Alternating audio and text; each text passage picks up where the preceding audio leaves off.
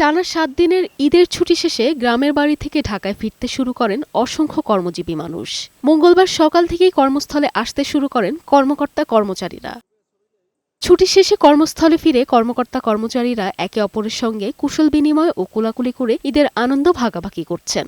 ঈদের দীর্ঘ ছুটির পর কর্মস্থলে ফিরেছে প্রাণচাঞ্চল্য। অফিসের স্বাভাবিক কার্যক্রম শুরু হয়েছে পুরোদমে।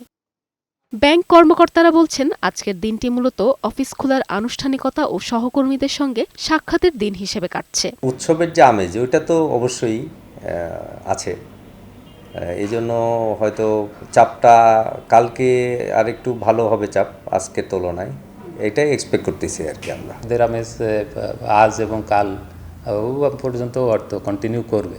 এমনি আমাদের গ্রাহক উপস্থিতি যথেষ্টই স্বাভাবিকই আছে। গত শনিবার সারা দেশে যথাযথভাবে উৎসব মুখর পরিবেশে মুসলমানদের অন্যতম বড় ধর্মীয় উৎসব ঈদ উল ফিতর উদযাপিত হয়। পবিত্র এই উৎসব নির্বিঘ্নে পালনের জন্য গত ১৭ থেকে ২৩ মার্চ পর্যন্ত মোট ৭ দিন দেশব্যাপী সাধারণ ছুটি ঘোষণা করেছিল সরকার। মেরিন আমিন, বৈশাখী সংবাদ, ঢাকা।